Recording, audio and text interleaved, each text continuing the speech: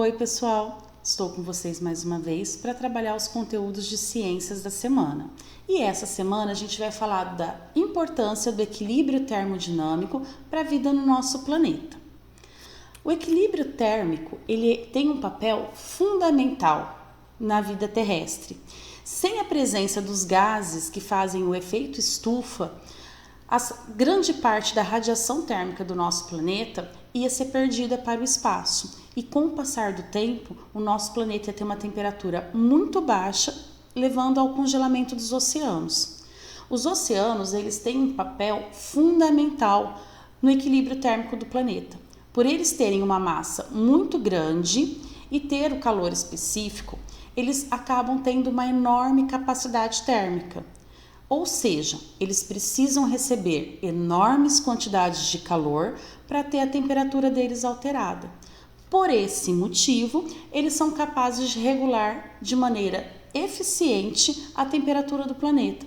Por isso que a gente observa em regiões distantes dos oceanos e com presença de pouca água, uma amplitude térmica muito grande. O que é isso? Uma variação térmica muito grande, tá? Como é o caso dos desertos, onde eles são extremamente quentes durante o dia e congelantes à noite, tá? Porque não tem água próximo para ajudar nessa regulação da temperatura.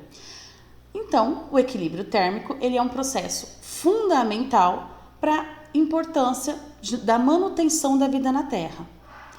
Ele vai ser importante para a manutenção dos processos físicos, químicos e biológicos para o nosso planeta.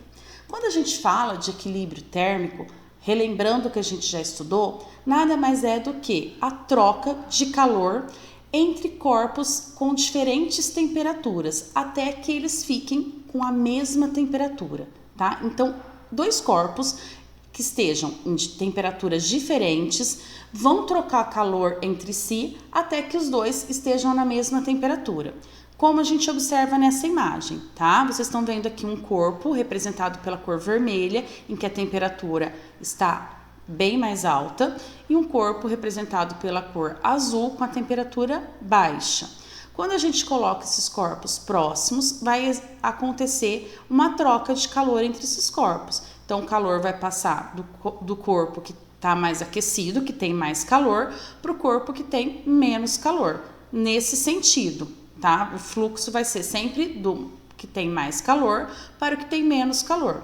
Tá? Então, aqui a gente já começa a observar que eles estão entrando em equilíbrio, começando a tendência do equilíbrio. Aqui a gente tem a cor vermelha, que está representando a temperatura bem alta, aqui a cor azul, representando a temperatura baixa, e aqui no meio a gente já observa que a temperatura já está ficando em equilíbrio. Tá? Aqui, a gente está vendo que está uma cor arroxeada. Isso vai continuar acontecendo, essa troca de calor, ela vai continuar passando até que os dois corpos estejam na mesma temperatura, tá? Então, estão representando isso pela cor roxa, que é a mistura do azul e do vermelho. E a gente observa que houve um equilíbrio térmico. Os dois corpos estão na mesma temperatura, tá? Quando a gente fala, então, de equilíbrio térmico, a gente vai lembrar do equilíbrio termodinâmico. Um sistema, vivo ou não, então quando eu penso em seres vivos, eu estou falando num sistema vivo, mas se eu pensar só na água ou só no deserto, só na terra, na areia, é um sistema que não é vivo. Ele vai estar num estado de equilíbrio termodinâmico se ele estiver simultaneamente em equilíbrio mecânico, que é quando a pressão dele é constante, em equilíbrio térmico, quando a temperatura é constante, que a gente acabou de falar, quando todos os componentes desse sistema vão ter então a mesma temperatura. Em equilíbrio químico, ou seja, a sua composição química é constante, tá? Na natureza, essa situação de equilíbrio termodinâmico, ela não é verificada, tá? Ela não vai acontecer. Por quê? Porque a natureza ela está em constante mudança.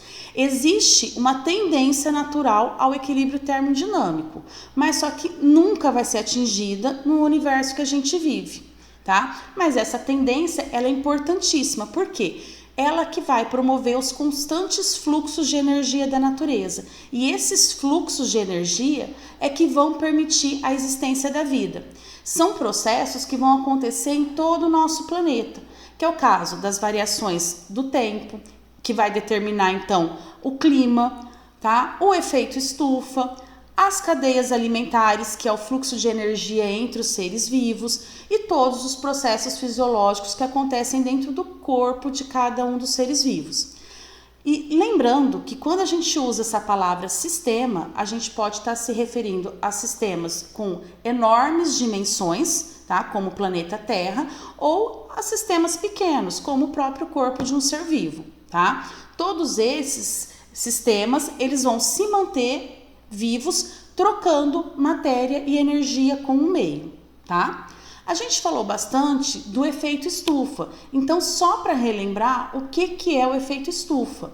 Ele é um fenômeno atmosférico natural e ele é responsável pela manutenção da vida na Terra. Se a gente não tivesse a presença desse fenômeno, a temperatura na Terra seria muito baixa, em torno de menos 18 graus Celsius, o que impossibilitaria o desenvolvimento dos seres vivos, tá? Como que vai acontecer esse fenômeno? As radiações do Sol, elas passam pela atmosfera, assim como elas passam por um vidro de uma estufa de plantas, por isso o nome efeito estufa, e elas vão esquentar a superfície do planeta. O planeta, ao ser aquecido, vai emitir raios infravermelhos. Parte desses raios consegue atravessar a atmosfera e ir para o espaço. Outra parte vai ser absorvida pelos gases de efeito estufa que estão presentes na atmosfera e vão voltar para a Terra, mantendo a Terra aquecida, tá? E deixando numa temperatura média que seja favorável à vida. Esses gases de efeito estufa, eles podem ser comparados com isolantes térmicos, porque eles absorvem essa energia que é irradiada pela Terra, parte dessa energia irradiada pela Terra. Então, o efeito estufa, ele é um fenômeno natural e muito importante para a vida. Qual que é o problema desse efeito estufa? Quando ele fica descontrolado e leva ao aquecimento global, tá? O aquecimento global que é um problema. E isso vai ficar descontrolado quando? Quando se aumenta muito a quantidade dos gases de efeito estufa. Os principais gases de efeito estufa são o vapor d'água, o monóxido de carbono, o gás carbônico, os CFCs, que são os clorofluorcarbonos, o óxido de nitrogênio, dióxido de enxofre e metano. Muitos desses gases são produzidos através da atuação de indústrias, uso de veículos, combustíveis fósseis, queima de combustíveis fósseis. Então, são gases gerados através da poluição atmosférica, tá? E o aumento desses gases vai fazer com que esses raios infravermelhos fiquem cada vez mais retidos no planeta, tá? A parte que fique retida seja cada vez maior e assim aumente a temperatura do planeta. Para ajudar a entender um pouquinho, eu coloquei essa imagem, tá? Então, olha aqui, ó, o Sol, ele vai emitir a luz solar, tá? E aí, essa luz solar vai passar, então, pela atmosfera e chegar até a Terra. Os gases que estão aqui no efeito estufa permitem essa passagem da luz solar. Quando essa luz solar entra em contato com a Terra, ela vai aquecer a Terra e vai se transformar em raios infravermelhos, que vão passar parte deles e ir embora, tá? Para o espaço, e parte vai ficar retida, tá? A parte que for modificada aí, parte desse calor que foi gerado pela luz do Sol, vai ser refletido pelos gases do efeito estufa e voltar para a Terra, gerando mais calor. E isso mantém a Terra numa temperatura viável à vida, certo?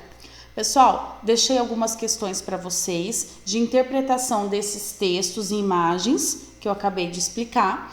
Espero ter ajudado. Qualquer dúvida, a gente está no grupo do WhatsApp. Beijos e até uma próxima aula.